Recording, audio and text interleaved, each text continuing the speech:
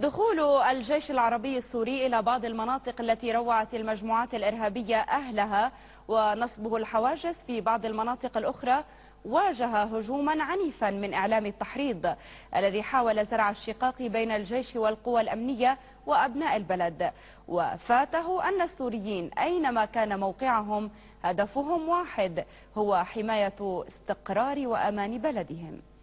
غالي غالي يا وطني الغالي مزمر خضرك بالنار، وعالي عالي يا جبين العالي مكلل بسي. مع أنها مشهد جديد لم يألفه السوريون من قبل، إلا أن نقاط التفتيش المنتشرة في بعض المناطق إجراء طالب به أبناء البلد حتى يظل المواطن والجيش والأمن في خندق واحد ضد من يحاول العبث بنعمة الأمن التي تفاخر بها سوريا.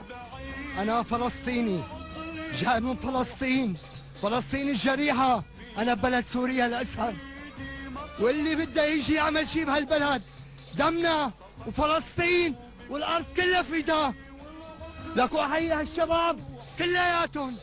الله ينصر دكتور بشار وينصر الجيش مالتنا مال سوريا ويعطيهم العافية. أنا بحب بلدي سوريا وبحب الرئيس بشار الأسد كثير،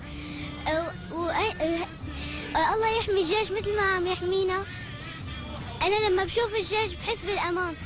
وتقديرا لجيشنا العربي السوري الذي يحمي تراب هذا الوطن الغالي، قدم مجموعة من الأطفال الزهور، بينما أبت هذه الطفلة التي لا تستطيع المشي على أقدامها إلا وأن تهدي أحد عناصر الجيش القرآن الكريم لحمايته من استهداف الغادرين والمتربصين.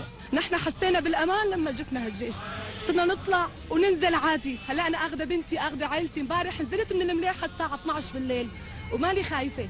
الله يحميهم هدول الجيوش. أنا بدي أقول للشيخ القرضاوي لما قال وماله، بس بدي أقول لك إذا صح التعبير إنه أنا بقول شيخ، بس ما في لبق إلا لك يا إنه اشتريت رضا المخلوق بسخط الخالق، فتبوأ مقعدك من النار. لما طلعت قلتها فجرت الدنيا، مو عرفان شو سويت. هي طمأنينة عادت لحياة السوريين فيما كان البعض يحاول أن ينزعها منهم.